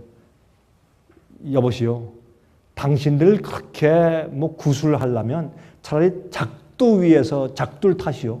작두 위에서 춤추시오. 그 뭐예요? 당신은 무당짓들을 그만하시오. 자, 그런 얘기를 하는데 과감하게. 그 욕을 먹는데요. 참 과감한 얘기죠. 요즘에 일어나는 무슨 이상한 표적, 기적, 뭐 능력, 뭐 이런 게 옛날에 없었습니다. 이게 어디서 온 줄 아세요? 여러분, 말씀을, 그 순서 깨끗한 말씀을 그대로 전해줄 때 성령의 파워와 개심시키고 부흥하는 능력과 계획하는 은혜가 있어요. 말씀의 파워와 은혜가 없어지니까 뭐를 해? 굿들을 해. 굿. 말씀과 진리 말고 다른 거, 인간적인 걸 다 갖다 놓고서 교회를 부흥시키려고 하는 것이에요. 감정주의, 연극, 예? 그런 거, 뭐 시끄러운 음악, 춤추는 거 이런 것들, 막 기적 행하고, 막 능력 행하고, 막 귀신 쫓고 이런 것들. 그래서 그렇게 함으로 어떻게 해요?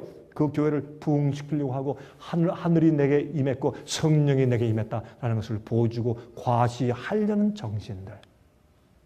여러분들이시요. 이게 성경이 말하는 개신교회가 어떤 모습으로 변모할 것인가를 정확하게 보여준 얘기들이에요. 자, 보세요. 그래서 뭘 만들어요? 짐승에게 경배하는 우상을 만들라. 여러분 보세요. 우상을 만드는데 이 우상을 세워서 경배 안에 죽인다라는 그런 역사가 성경에 있어요. 어느 책에 있어요? 예? 다니엘서에 두라평지에 금신상을 세워놓고 느부갓네살 왕이 경배 안 한 자나 죽인다. 풀불에 뜨겁게 해가지고 물 태운다. 그렇게 했어요. 그 역사를 요한계시록에 갖다가 상징적으로 다시 반복해서 쓴 것이 바로 이 이야기. 그게 짐승의 우상과 짐승의 표에 대한 이야기입니다. 그렇죠? 내가 권세를 받아, 저가 권세를 받아 그 짐승의 우상에게 생기를 주어 그 짐승의 우상으로 말하게 하고 또 짐승의 우상에게 경배하지 아니하는 자는 며칠든지 다 죽이게 하더라. 이게 짐승의 표에 환란이 오는 것입니다. 여러분 아십니까? 여러분 얼마 남지 않았습니다. 여러분 깜짝 놀라실 겁니다. 여러분 내년도가 되면 미국의 경제는 정말 곤두박질합니다. 아직도 여러분 돈에 연연한 분들이 계십니까? 죄송합니다. 여러분 그거 포기하십시오. 이제 미국은 굉장한 어려움 속에 파고들어갑니다. 그 다음에 독재가 옵니다. 여러분 이것은 너무나 눈에 빤히 보는 듯이 우리가 알 수 있는 것들입니다. 그런데 새끼양 같은 짐승이 올라왔어요. 땅에서. 이것은 사람들이 살지 않는 곳에서 기독교 주의를 가지고 일어난 미국을 상징하는 것입니다. 근데 이 재밌는 것은 말이죠. 혹시 사도 요한이 새끼 양 같은 짐승이라고 했는데 진짜 양이 아니라 혹시 버팔로, 미국에서만 사는 들소를 혹시 보존했을까 하는 생각도 들어갑니다. 왜냐하면 이 들소의 새끼는 어릴 때는 꼭 양 같아요. 재밌어요. 그래서 혹시 이 양을 보고 새끼 양 같은 짐승이라고 혹시 하지 않았을까 하는 생각도 제가 해보곤 합니다. 어쨌든 1776년도에 미국이 건국을 했습니다. 그렇죠? 하나는 있고 할 때 여섯 번째 왕은 교황권이 죽게 되는 상처를 받게 된 1798년도를 전후로 해서 기독교 정신을 가지고 일어난 국가인 미국을 말할 수밖에 없는 것입니다. 자 보세요. 그러면 바벨론과 메데페르시아와 헬라와 로마와 교황 로마는 죽었고 하나 여섯 번째 나라는 지금 있는데 그 다음에 일곱 번째 나라가 오면 잠깐 있다가 없어지고 여덟 번째 왕은 일곱 번째 가운데 하나였는데 죽게 된 상처를 받았던 세력인데 다시 곧 부활하여 일어날 때 온 세상이 기여기고 따라가는데 근데 나중에 17장 마지막에 보면 불에 타서 죽어요. 여러분이시요. 지금 우리가 여러분과 저는 지금 우리 어느 시대 어느 지점에 살고 있는 줄 아십니까? 우리가 이해할 수 있는 것은 세상 역사가 아니라 성경 예언의 역사예요. 그래서 저는 분명히 여러분과 제가 지금 어느 지점에 딱 와 서 있는가? 저는 제가 하늘이 무너져도 확실합니다. 저는 확신이 있습니다. 너무 분명하기 때문에 성경 예언은. 그러므로 사도 요한은 요한계시록 17장의 계시에서 바로 우리가 살고 있는 이 시대를 바라보면서 요한계시록 17장을 기록해 두었다 그 말입니다. 자, 세계를 지배하는 미국이 등장했죠. 미국 내에서의 정치와 교회 연합이 시작되었습니다. 여러분 이 미국의 조부들은 시작할 때 말이죠. 헌법 1조에 뭐라고 그랬어요? 국회는 어떤 종류의 종교법도 세워서는 안 된다. 그렇게 못 박았어요. 왜? 종교법을 국법으로 만드니까 뭐가 생겼어요? 핍박이 생겼어요. 절대 국가와 교회가 힘을 합치면 뭐예요? 핍박이에요. 여러분이시요. 요즘에 이 미국의 도덕의 타락과 경제 몰락 때문에 미국에 있는 보수파 기독교인들이 뭐라고 소리를 지릅니까? 옛날에 미국의 헌법 1조는 그 당시에 잘못된 역사를 가지고 그렇게 만든 것이기 때문에 지금은 우리가 해석을 달리 해야 합니다. 지금 미국은 옛날 우리 부조들의 옛날에 그 하나님께로 돌아가야 됩니다. 그 말은 맞긴 맞는데 그것은 우리가 사람들 마음과 양심 속에서 신앙의 부흥을 갖는 것을 말하는 것이지 국가 힘을 가지고 교회와 연합해서 어떤 그 신조를 강압하는 그런 식의 나라가 되라는 뜻은 아닙니다. 그렇게 할 때 반드시 뭐가 옵니까? 핍박이 옵니다. 그것이 무엇입니까? 짐승의 표의 환란입니다. 미국은 지금 꼭 그 길로 가고 있습니다. 여러분 요새 오바마 대통령이 당선된 이후에 무엇이 어떻게 지금 진행되고 있는지 아십니까? 저는 남부에 살고 있습니다. 여러분은 서부에 살고 계시죠? 저는 남부에 살고 있습니다. 미국의 남부는 특별히 제가 살고 있는 조지아, 사우스캐롤라이나, 노스캐롤라이나, 알라바마, 테네시, 미시시피, 루이지애나 뭐 이런 그 남부 주들을 우리가 뭐라 그럽니까? 바이블 벨트, 성경 벨트의 주들이라고 부릅니다. 거기 가면 가는 곳마다 교회예요. 예? 제가 사는 곳은 좀 한적한 시골에 살고 있는데 거기는요 어디 차 타고 가다가 턴만 하면 교회예요. 조그마한 교회들이 가는 교회가 다 있어. 우리가 사는 곳만 해도 교회가 수십 개가 있어요. 예? 뭐 가는 곳마다 교회예요. 그 교회 역사가요. 어떤 건 100년, 어떤 건 뭐 80년, 뭐 120년 그래요. 놀라워요. 옛날부터. 그래서 옛날부터 내려오는 가족들, 그 교회 많이 가지고 있는 그 공동묘지가 교회 옆에 다 있어요. 이렇게. 재밌어요, 아주. 그래서 바이블 벨트예요. 여러분 아십니까? 남부에 있는 기독교들은요, 분노하고 있어요. 굉장히 분노하고 있어요. 이게 무엇을 의미하는 줄 아십니까? 우리는 성경 예언을 이해하는 사람이기 때문에 무엇이 어떻게 되어가고 있는 것을 우리가 알고 있는 것입니다. 여러분, 이제 다음 달 11월 달이 되면 무슨 선거가 있습니까? 예? 중간선거, 국회의원 선거가 있습니다. 이번 국회의원 선거 때 어떤 기대를 하고 있습니까? 어떻게 될 것이라고 지금 다 점치고 있어요. 민주당이 쫄딱 망하고 공화당이 굉장히 득세할 것입니다. 언제처럼 옛날에 국회의장이었던 깅그리치 씨가 했을 때처럼 contract with America. 미국과 컨트랙을 맺는다. 그래가지고 미국의 정계를 기독교 정신으로 바꾼다. 한 번 그런 일이 1994년도 이후로 좀 있었어요. 그때 성취가 안 됐어요. 지금은 기독교인들이 분노했어요. 이번엔 뒤집어 엎으려고 그래요. 그 이유는 무엇이 올까요? 전 지극히 기대가 돼요. 성경 예언이 성취되는 놀라운 시대에 자고 있어요. 교회와 정치가 다시 손을 잡으려고 해요.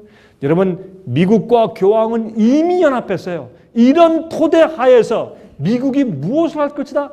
종교적으로, 정치적으로 교황을 서포트하는 놀라운 일을 하는데 우상을 세워줄 것이다.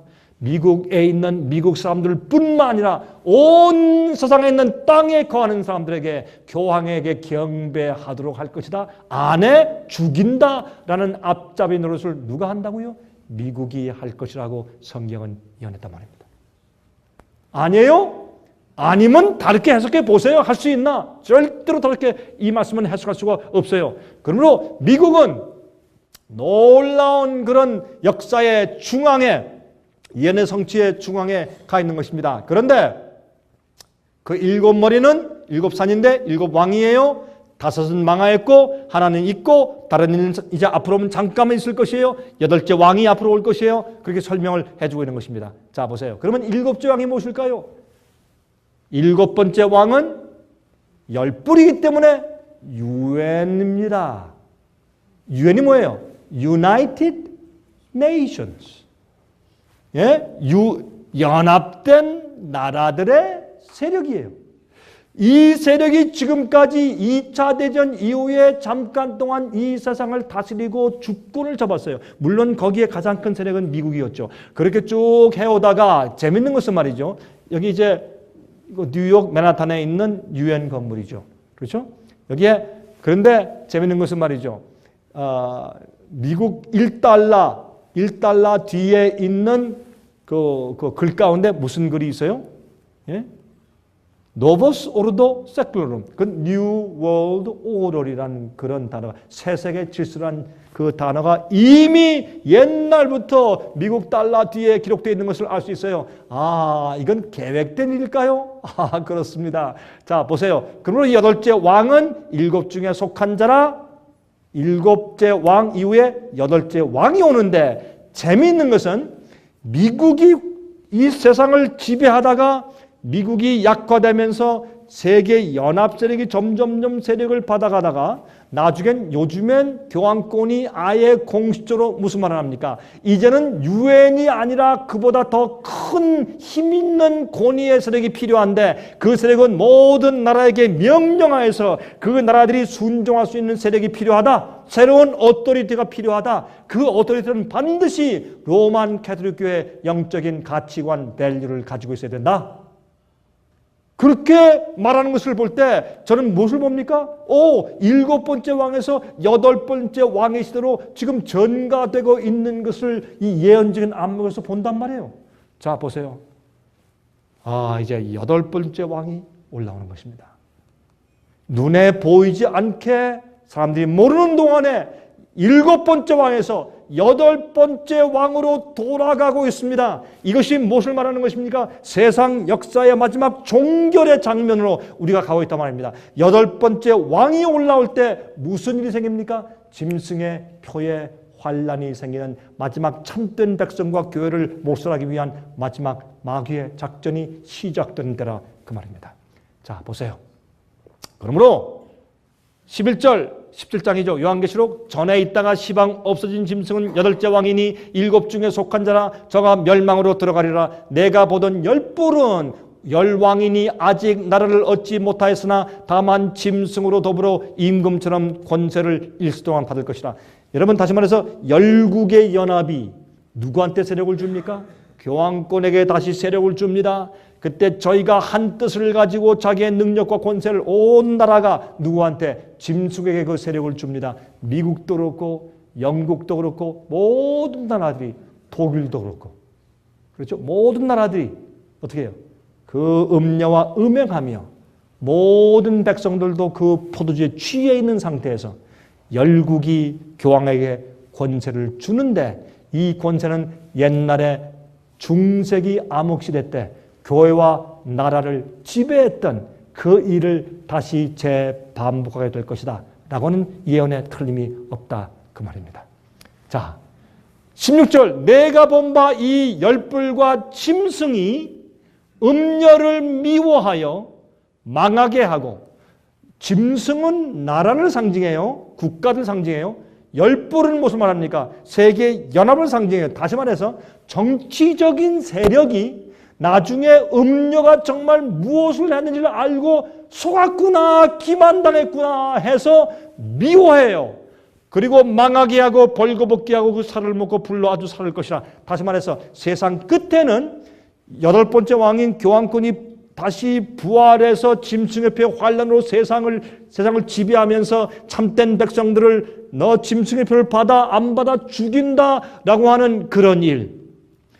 이 짐승의 권위에 굴복하라는 그 명령을 내리면서, 여러분 제가 설명을 드렸지만은 교황의 권위를 인정하는 가장 큰 표는 무엇이냐 하면 교황이 만든 계명을 바꾼 일이에요. 제가 이미 여러분 설명을 드렸어요. 기억하시면 다 기억하시죠. 교황이 계명을 바꿨어요. 뭐를 바꿨어요? 예? 둘째 계명에 우상 숭배하지 말라는 계명은 빼버렸어요. 4번째 예배하는 날을 바꿔버렸어요. 이렇게 계명을 바꾸는 일을 했습니다. 그게 음료가 한 일이에요. 그렇게 한 것이 당신이 하나님 같은 능력과 보좌가 있기 때문에 성경의 계명까지도 바꿀 수 있는 권한이 있는 것을 내가 인정합니다 라고 굴복하는 일이에요. 여러분 다시 말해서 마지막 시대는 하나님의 권위를 인정하느냐, 성경 진리의 권위를 인정하느냐, 아니면 교황권의 인간의 권위와 시스템을 인정하느냐라고 하는 누구를 경배하느냐에서 싸우는 싸움이 마지막 요한계시록의 13장에 있는 짐승의 표 환란의 시험이에요. 이런 일이 생길 때 여러분 하루아침이 오는데 많은 사람들이 그것도 모르고 그냥 다 따라갈 거예요. 여러분 보세요. 그래서 사람들이 아이고 우리 속았네 할 때는 이미 늦었어요. 그걸 지금 설명하고 있는 것이에요. 하나님이 자기 뜻대로 할 마음을 저에게 주사 한 뜻을 이루게 하시고 저희 나라를 그 짐승에게 주게 하시되, 주님께서 그래 해봐라.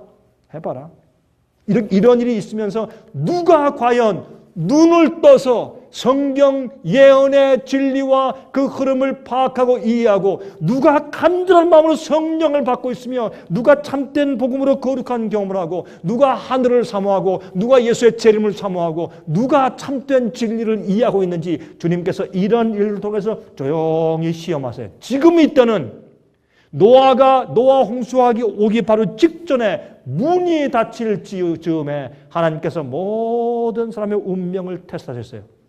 하루아침에 비가 떨어질 때 아무도 방주에 들어갈 수가 없었습니다. 지금 이때에 아무 일도 생기지 않는 것 같죠. 그러나 경제 큰 공황이 오고 있죠. 데이비드 로젠버그 경제학자는 한 2주 전에 말하기를, 솔직하게 얘기합시다. 우리 미국은 이제 경제 공황의 서두에 들어섰습니다. 얘기했습니다. 여러분 이제 앞으로 점점 더 심해질 것입니다. 이 세상에 무소리니, 히틀러 같은 독재자가 올라와서 핍박하는 일이 시작했을 때 어떤 때입니까? 반드시 경제공황 때 그런 일이 생겼습니다. 경제가 어려워진 사람들이 제일 처음 뭐합니까? 먹고 살게 해주세요. 먼저 이 어려움을 좀 진행해 주세요. 우리가 다 우리 자유와 고난 다 줄 테니까 일단 먹고 살게 해주세요. 그래서 짐승의 표의 환란은 어떤 얘기가 있습니까? 너 경대 안 해? 이 표를 안 받아? 사고 팔고 못한다? 그렇게 돼 있단 말이에요. 이제 끝내겠습니다. 예? 하나님 말씀이 응하기까지 하십니다. 그래? 한번 해봐라. 언제까지? 성경 예언이 다 성취될 때까지 주님께서 잠깐 동안 허락하세요. 그러나 그동안 이런 일이 벌어지는 동안에 어떻게 하세요? 하나님께서 당신의 심판이 모든 사람을 지나가요. 누가 참 신자인지, 누가 믿음이 있는 자인지, 누가 성경 진리를 알고 참 하나님 섬기는 자인지 조용히 천사가 지나가면서 주님께서 각 영혼들을 주님께서 심판하시는 것이에요. 내가 본 바 여자는 임금들을 다스리는 큰 성이라 하더라. 여러분 보세요. 내가 본 바 이 음녀는 땅의 임금들을 다스리는 큰 성이라. 성경에는 Great City, 도성의 도시예요. 바티칸은 작은 한 도시인데 큰 도시예요. 요한계시록 17장 18절. 바티칸은 한 도시예요. 세상을 혼용하고 다스리는 도시입니다. 그렇죠? 한 큰 성이에요. 참 재미있어요. 이 성경의 말씀들을 보면. 음녀가. 자, 요한계시록 보세요. 16장에 5번째 재앙 보면 또 5째가 그 대접을 짐승의 보좌에 쏟으니 그 나라가 곧 어두워지며 사람들이 아파서 자기 혀를 깨물고 아픈 것과 종기로 인하여 하늘의 하나님을 회방하고 저희 행위를 회개치 아니하더라. 앞으로 짐승의 보좌 위에 깜깜한 암흑 재앙이 내려요. 그때 모든 사람들이 깜짝 놀라면서 우리가 속았구나, 당했구나. 어떻게 한다고요? 온 나라가 그 세력을 불로 태워 죽일 정도로 미워하게 된다고요. 그때는 이미 늦었어요. 재앙 때기 때문에. 자, 이제 결론적으로 정리합시다. 5은 망하였고 바벨론, 페르시아, 헬라, 로마, 교황로마 5은 망하였고, 그렇죠? 하나는 있고 미국이 있는 그 상태에서 지금 계시를 보았어요. 요한계시록 17장. 그 다음에 어떻게 해요? 하나는 아직 이르지 아니하였고 그는 UN 세계 연합 세력이었어요. 그러나 우리가 볼 때는 어떻게 해요? 이미 존재하고 있어요. 그 다음에 지금 우리가 무엇을 봐요? 8째 왕 교황권이 부활해서 세상에 호령하고 있는 것을 보게 돼요. 부활이 됐어요. 그럼 우리가 지금 어디에 있어요? 여기에 있어요. 7번째 왕에서 세계 연합 세력에서 8번째 왕인 교황권이 중세기처럼 세력을 가지고 나라와 교회들을 호령하는 그러한 세력이 오는 딱 중간 지점에 여러분과 제가 서 있는 것입니다. 이 세상이 앞으로 얼마나 갈까요? 1년? 2년? 3년? 그 다음엔 제가 말하고 싶질 않아요. 그 다음엔 제가 4년, 5년 갈 텐데 제가 4년, 5라는 말을 하고 싶질 않아요. 제가. 여러분들이 저보고 아이고 저 강 목사가 뭐 날짜 정했네? 그건 아니고 제 마음에서요. 1년, 2년, 3년 그 다음에 제가 말하고 싶지 않다고 그랬지. 제가 언제 뭐 정한다 그랬어요? 말하고 싶지 않다 그랬어요. 그만큼 가까웠어요. 정말 세상 얼마 남았어요? 정신 차리세요. 말씀을 연구해야 돼요. 예언을 연구해야 돼요. 세상은 과학만능의 시대가 되었어요. 달러는 곤두박질해요. 유로 달러도 곤두박질해요. 세상에 엄청난 폭동들이 정말 방방곡곡의 폭동들이에요. 천연재해 이루 말할 수가 없지요. 그렇죠? 이번 파키스탄에 여러분 이 홍수 때문에 1,700만 명이 집을 잃었어요. 와, 굉장해요. 아시안 쓰나미보다 더해. 왜 이런 일이 생길까요?